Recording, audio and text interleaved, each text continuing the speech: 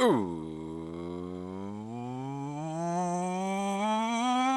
What's up, nerds and geeks? My name is OMG WTF. LOL FTWBRB. I wanted to see how long I could hold that in for. Welcome back to more Total Extreme Wrestling 2016. We are playing as the WWF in the year 2001. More importantly, we're booking the Invasion storyline. You know, once we finish this Invasion storyline, I won't be able to stay there no more. Now, guaranteed, I'm not saying the Invasion storyline is ending anytime soon, so any of you that think Invasion might be ending not this Sunday, but this Sunday in the game at the pay-per-view, then don't worry. Nah, it's not. But I'm just saying, once we finish this, what am I going to say after it? What am I going to be all like, welcome to the post-invasion? I don't know. We'll get to it. Either way, we are booking Go Home Show for Friday Night Smackdown. It's not Friday nights. For Thursday Night Smackdown, WCW Thursday Night Smackdown. And I'm excited for this show. As I said on Raw, I was excited for Raw. I'm excited for this show. I'm even excited for Heat. It's pay-per-view week. I'm always excited for pay-per-view week. And, yeah, don't got much else to say. I'm a bit rambling here. Either way, Scott Hudson, he was in fine form before the show, helped us out in the back locker room. He kept everyone in a good mood with his hilarious road stories. Makes me feel bad that he isn't going to be with us much longer, but what can you do? Either way, though, good on you, Scott Hudson. Good on you. Keeping everyone alive with them hilarious road stories. Either way, let's go on and run the show because I don't have much else to talk about. We only have one pre-show match, and it's a little bit of a preview for this Sunday. I thought it'd be fun to have like a 5-on... Well, this is an elimination, so I messed up there, but still, a 10-man tag team match to, kind of give, I guess, the fans in the Kentucky Rupp Arena a preview for Sunday, because this is on the pre-show, so not everyone can see it. Either way, we have a decent pre-show match. Team WCW, Lance Storm, Lord Steven Regal, Mark Jindrak, Sean Stasiak, and Hugh Morris, defeating Team WWF, Matt Hardy, Edge and Christian, and the Dudley Boys in 10 minutes and 30 seconds when Lord Steven Regal defeated Devon Dudley with the power of the punch. So, Regal especially, that's why I gave him the win, but I needed to get some... Hugh Morris and Regal, more importantly, were the guys I needed to get some momentum to, and I thought this would be a fun team. Now, notice how Kanyon and Jeff Hardy are missing. A little bit of a spoiler for tonight, but I thought it would be cool to see, the people who you pretty much made tag team wrestling great back in the I don't know, really consider this the Attitude Era. What era would this be called? It's not Ruthless Aggression yet, so I guess this is the Invasion Era. But either way, Edge, Christian, the Dudleys, and Matt and Jeff pretty much made tag team wrestling awesome back in the day, along with, a handful of other great teams, but they were like the three top teams. Either way, though, I thought it'd be fun to have them all on a team, and this is just all their rivals. You got Lance Storm and Edge and Christian. Regal doesn't really have a rival here, but I figured I need to get him some momentum along with Jindrak and Stasiak, although Jindrak, he's doing pretty good, and Hugh Morris and Matt Hardy are scheduled to face off this Sunday for the tag team titles on the line. So either way, Matt Hardy looks like he might have been the best along with Regal in this match from what I'm looking right now. Matt Hardy had a B-. Devon and Bubba Ray Dudley along with Christian had a C+. Matt Hardy had the B-, but Edge didn't? Huh.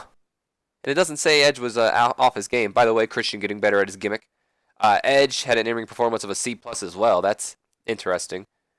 I wonder why. Maybe it's because there's only 10 minutes to work with and there's a lot of people.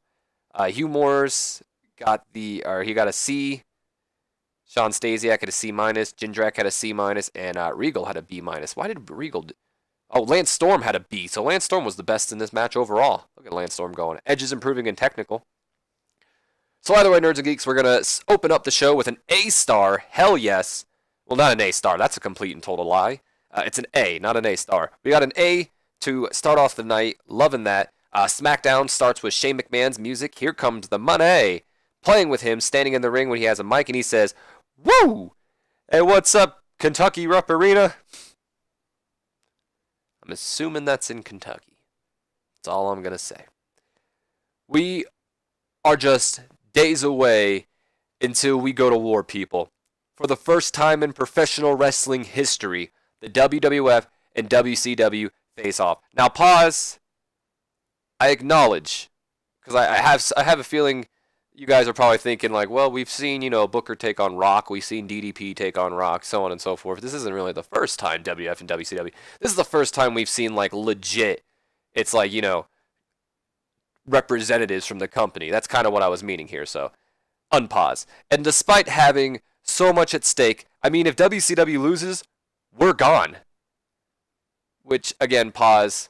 That's not necessarily true. It's kind of just Shane saying that for added stake. Never once was it stated that if it's pretty much a battle over Smackdown.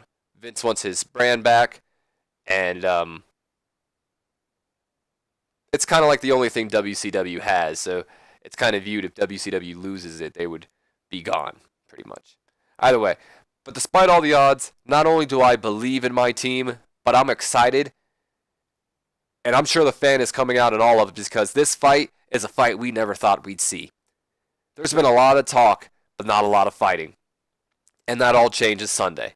So, Dad, despite my warning, I see you've decided to move forward with having my inside man remain on your team. Which is fine by me. Everything is going according to plan according to me. But despite my warning, Dad, you will go into Invasion at a 5-4 disadvantage. But now it's time to widen that gap even further because, ladies and gentlemen, the final member of WCW, the history maker himself, the WWF champion and the first ever African American world champion, ladies and gentlemen, Ron Simmons. And that's when Ron Simmons music hits. That's totally not the APA music because that would be Bradshaw's song. So leave it to your imagination, whatever Ron Simmons music would be. Oh, come on, Nandi. Do not start clawing at that door. That's my cat, by the way. He's so annoying. I might have to mute real quick and go let him out if he starts getting annoying. I'm just going to go do it real quick, nerds and geeks. Imagine Ron Simmons' theme music in your head for the couple of seconds that I'm gone.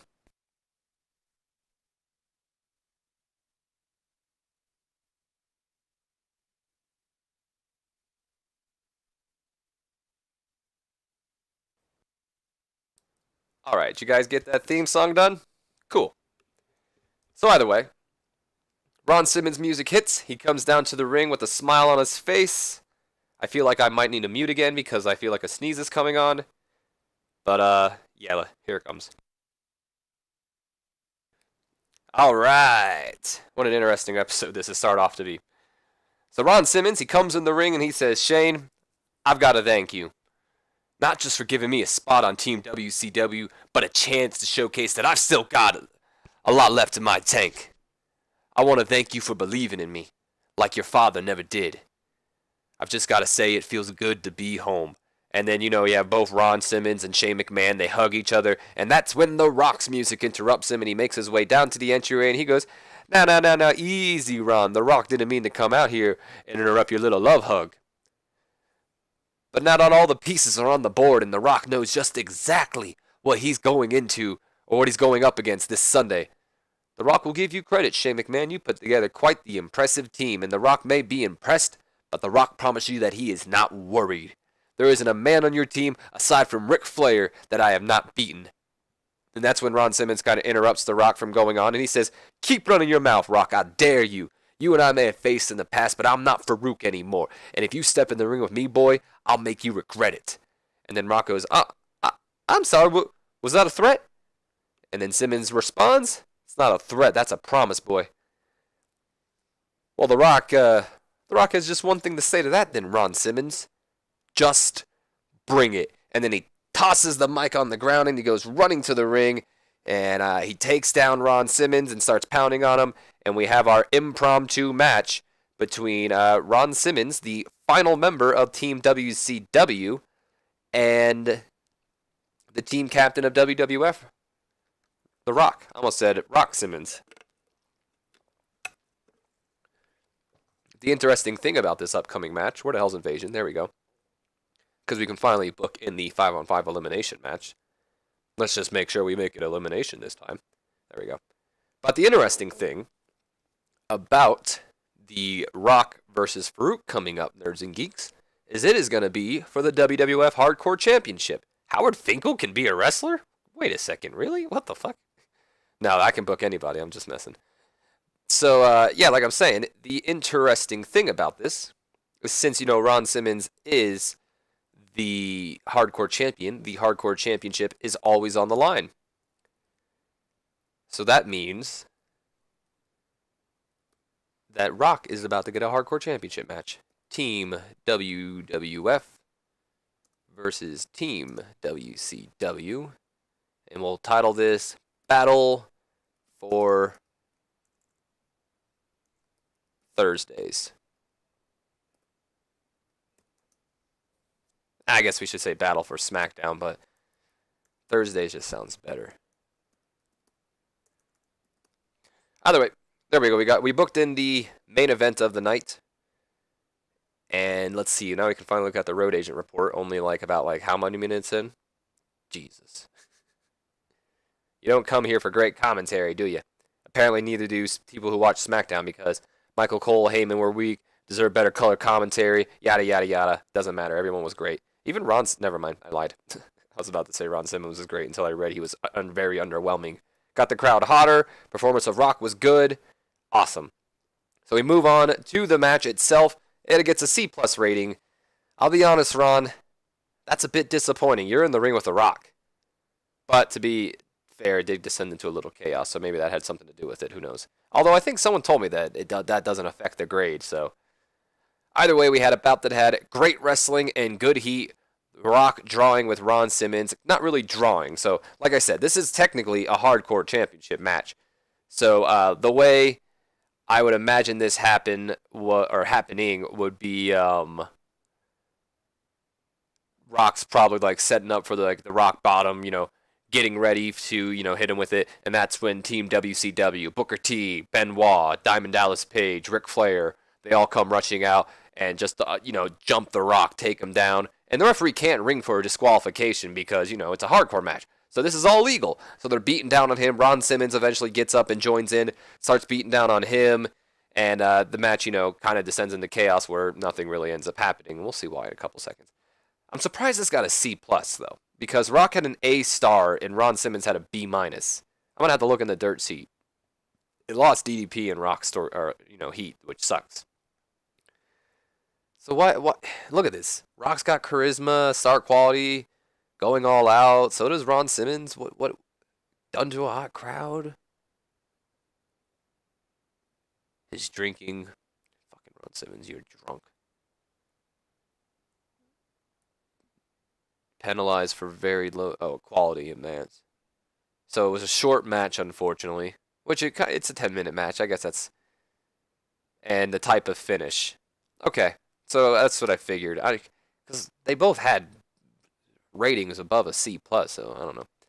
No worker improvements. We then go on to our next segment, which we lead to another A. Hell yeah, people are ready for the invasion. We lead to another A. The match is over, but WCW, they're looking to take The Rock out before Sunday. We have all 5 members. They're joined together. They're beating down on the People's Champion. And that's when we have Chris Jericho and the Brothers of Destruction. They come racing down to the ring, to start evening things out. Not really evening, because we're missing the Big Show at the moment. To even things out, but, with Rock already down, it's 5-3 now. So members eventually, catch up to them, and they're trying to, they're fighting back, but it's not looking good. And then we finally hear Big Show's music hits, and the Giant starts racing down to the ring. He has a steel chair in his hand, so you got a freaking big-ass Big Show come racing down to the ring with a steel chair, and WCW sees what's coming, so they leave the ring. They flee as Big Show gets in the ring, and he just kind of dares them to get in the ring, fight me and all that, while Team WWF kind of stand tall, but they didn't send them out. They left. Either way, got the crowd hotter. Rock came across looking good. Or, well, I should say, Diamond Dallas Page looked good. Taker was fantastic. And we gained some heat back to Rock and DDP. Ron Simmons, I'll be honest, it's a shame. Either way, we move on to the next segment. We go to a B-. We see Rey Mysterio Jr. He's backstage getting ready for his match when in walks Stacy Keibler alongside the Natural Born Thrillers, and Chuck Palumbo steps up. They're all kind of laughing and, joking around, and Palumbo steps up and he says, well, if it isn't our partner, guys, little Rey Mysterio. Hey, Rey, You know, I see you taping your wrist and getting warmed up and all that, but well, we're here to tell you that there's no need for that. You see, tonight, you're not just taking on someone who's around your size. No, you're also taking on two giants when compared to you. So why don't you just stay out of our way and we'll carry you to a victory? What do you think about that short stuff? And then they all just kind of laugh and walk away while Ray's just sitting there shaking his head and then goes back to like taping his wrist. So we got a B minus here. That's awesome. Stacy Keibler looked good, but she looks good. She was rated on sex appeal, so no shit. But Chuck Palumbo wasn't bad on the mic. Rey Mysterio unfortunately performed poorly, which that's surprising. Come on, Ray. B minus though, can't complain about that, and it's just a little segment. We then go to a B rating and a decent match. This is like probably back from commercial because I'd imagine there being like a commercial break in between that. Go to a B rating, decent match. We have Dean Malenko and Test and Albert, the number one contender for the Cruiserweight Championship, teaming up with the team who will take on the Thrillers this Sunday. They defeated Rey Mysterio and the Natural Born Thrillers in 9 minutes and 32 seconds when Test defeated Sean O'Haire with a pump handle slam. So the way I'd imagine this happening is Rey gets the tag in, and he's looking good, but then once he kind of gets close to the corner, Sean O'Haire makes the blind tag, and he starts, telling Rey, let me handle this, let the big guys handle this, and then I wouldn't imagine it a pump handle slam, so let's just go ahead and do that. I'd imagine it just being a big boot. A running big boot from Test, taking Sean O'Haire's head off and getting them the victory. So Sean O'Haire, surprisingly, had an in-ring performance of a B minus. Good on him. Chuck Palumbo, and he was above Chuck Palumbo, but everyone says Sean O'Haire sucks. That's not what I'm seeing. Chuck Palumbo and Rey Mysterio had a C plus rating, as did Albert. So Rey Mysterio is up there with both Chuck Palumbo and Albert, and I believe both of them are like upper mid-carders while Rey's like a lower. So that's promising. And Test had a B along with Dean Malenko, so they were the star performers. Mysterio and Malenko gaining heat in this segment. TNA and the Thrillers just staying there. Also, Rey Mysterio is improving in technical. Radical. So we got a B rating. Great match, guys. So we then come, I guess, back from commercial. Maybe that's what I was imagining. We come back from our commercial break. I wouldn't imagine there being a commercial. Well, no, there would be a commercial because Kurt Angle's coming out. You'd have to have a commercial in between. So anyway, we're back from commercial. Kurt Angle, he's already, wow, A-star, hell yeah. I just realized that. And Kurt Angle's already in the ring, and he has the mic, and he says, Ric Flair! Oh, I just screamed in your guys' ear. My apologies. You just love making life a living hell, don't you? I should be the WWF Hardcore Champion. I should be in the good graces, not gracious, good graces of the WWF and my boss, Vince McMahon. But you just love to make things harder for me. Well, this Olympic gold medalist is sick of it, Ric Flair. Excuse my language, everyone, but Ric Flair, get your ass out here so I can kick it. And then a few seconds pass, and then Ric Flair's music hits, and he makes his way to the entryway along with Benoit, and he says, Kurt, are you out of your freaking mind? Calling me out. Calling the Nature Boy out. How many times do I have to say, Kurt, I'm out of your league? Angle then responds, oh, you're just too afraid that, to step in the ring with me, because I'll make you tap out. You think you can make me tap?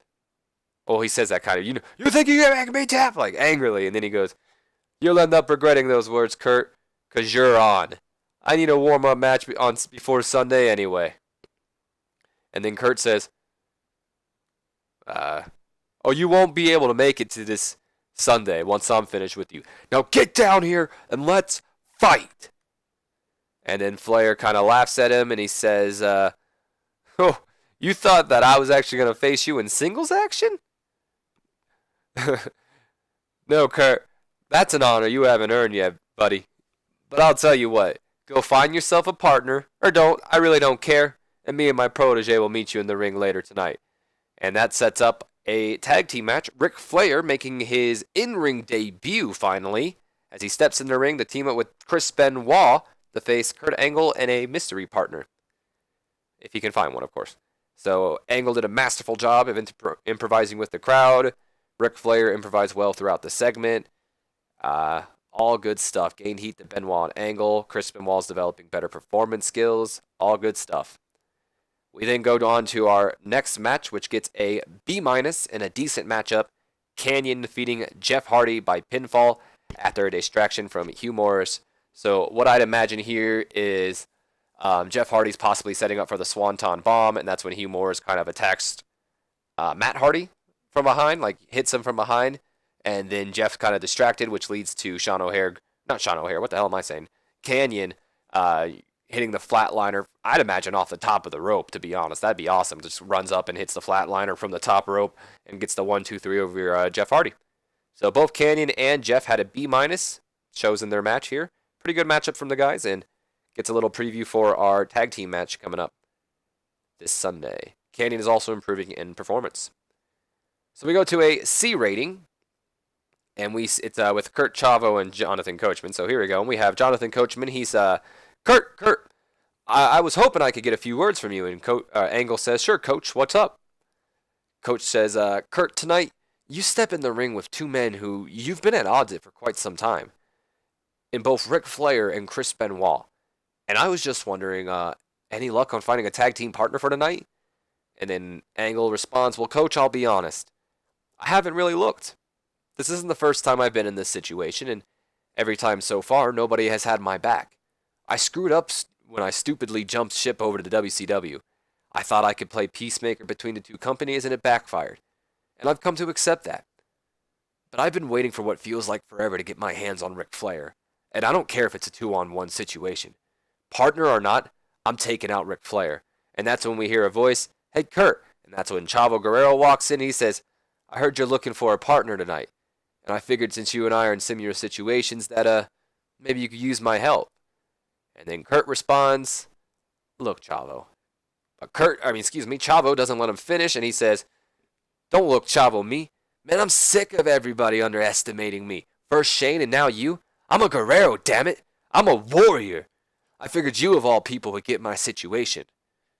Maybe give me a chance to prove to Shane and WCW that they messed up by letting me go." And then Kurt just sits there kind of shaking his head, and he's like, "You know what, Chavo, you're right. I'd be honored to have a member of the legendary Guerrero family on my side." And then Kurt extends his hand, Chavo shakes his hand, and we have our tag team match tonight. Chavo Guerrero and Kurt Angle, who both don't represent any team, switching sides. Is 4 segments enough, or...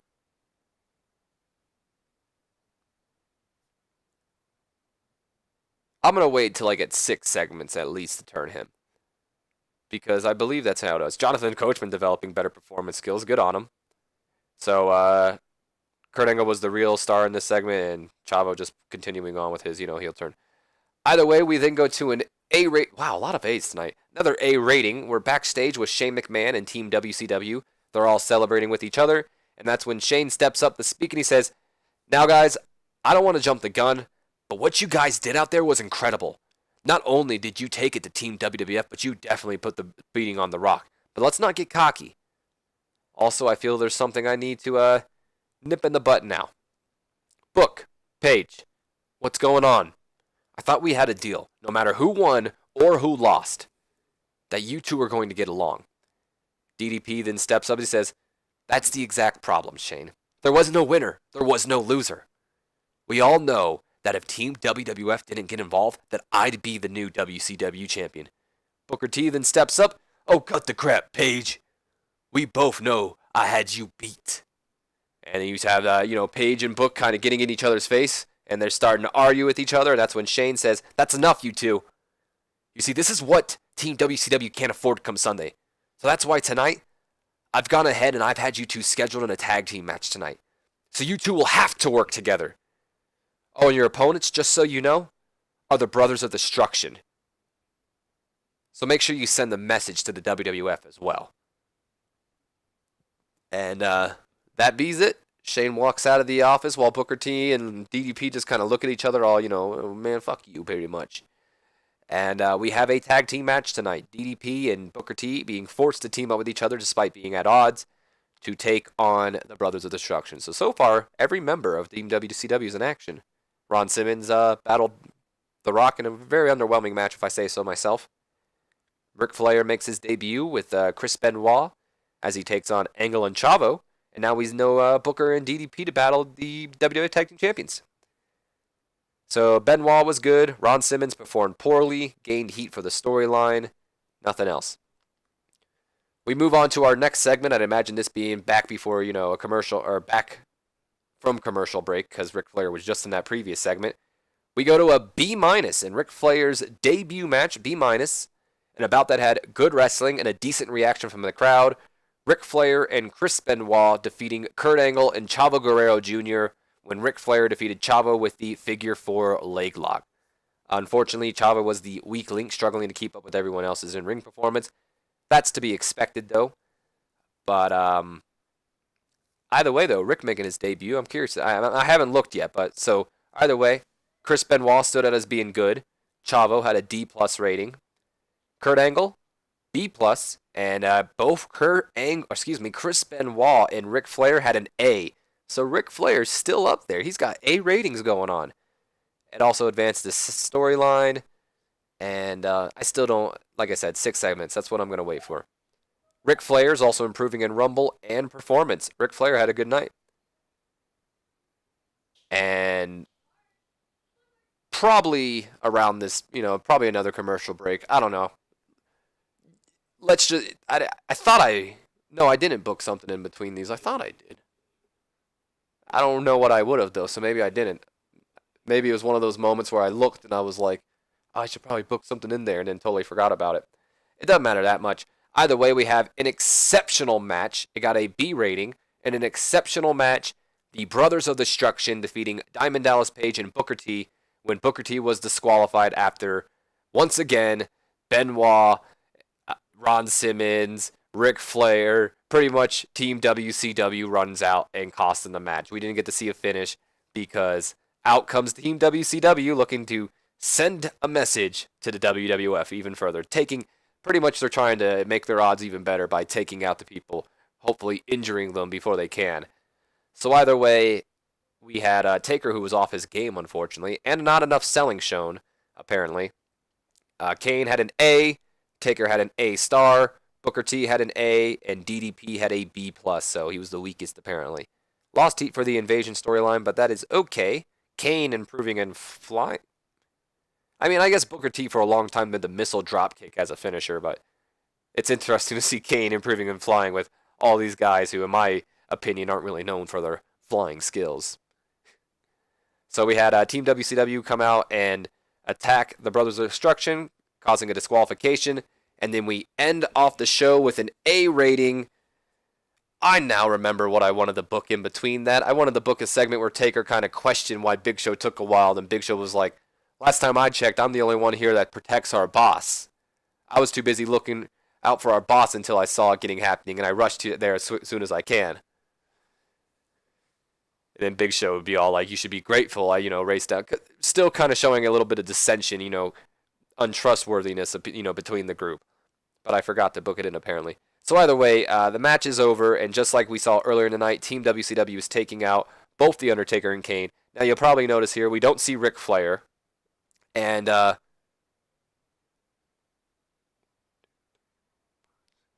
apparently I forgot to put Chris Jericho on screen, but he's rated on overness, so he's still technically kind of here. And we don't see Kane. So pretty much that's because Benoit has Ric Flair as his manager, and I put Kane as the manager of Taker, just so I can kind of get around to having everybody here. But like I said, I stupidly forgot to put Chris Jericho on screen. So imagine everyone's here. So, they're looking to take out the Brothers of Destruction, but this time Team WWF is, prepared. So they're out there like immediately. We see The Rock, we see Big Show, we see Jericho come racing down to the ring, and we have all 10 men in the ring, and they all start brawling all around ringside. This is like a good 10-minute brawl, nerds and geeks. So, I'd imagine like we see Taker and Kane battling it out with like Ric Flair and Chris Benoit, Ron Simmons and Ron Simmons and Big Show possibly going at it. DDP and probably, DDP battling Rock, Booker T battling Jericho. Just all of them battling, going all at it. No really decisive winner. probably maybe even the entire locker rooms, like everybody from WCW and WWF start brawling to end off the show. You know what? I'd like to imagine that. We start seeing everybody start brawling, all of them. That'd be awesome to end off the show. And we'll see you at Invasion. Pretty much, things are going crazy. So deserve better color commentary. DDP came across well. DDP is. I always get noted. DDP's a star. Look at him go. Benoit was good. The Rock was fantastic. Taker looked good. Gained heat for Invasion. DDP and Rock gained heat. Jericho and Booker T gained heat. All good stuff. No skills improvements. We end the show. B+ rating, increasing the popularity in 16 regions. Overall, good show. Very satisfied. Look at that. Top rating. You always say New Japan is looking to bring in people. I don't see that. I never see New Japan hire anybody. So here we go. Before we end this off, we have a couple opinions. Booker T. Mark Jindrak is going to be a star, in my opinion. The kid is worth pushing hard. I believe it. Edge. Sean Stasiak can't sell worth a damn, in my opinion. He needs to learn how to work. Ric Flair. Chavo Guerrero Jr. doesn't connect with the fans. You should probably write the kid off. Okay. So Mark Jindrak's apparently going to be a star, but everybody else sucks. I was hoping to at least probably go in with an A, but a B+ is what we'll have to work with. Either way, Nerds and Geeks, I hope you guys have enjoyed. If you have, do me a favor, leave me a comment, like, and subscribe if you have not already. And as always, my name's been OMGWTF, LWF to WBRB, and I will see you guys we have Sunday Night Heat first. First Sunday Night Heat, but Invasion will be uploaded the same day as Heat, so I'll see you for Heat and Invasion. But until then, have a wonderful day, guys. Enjoy.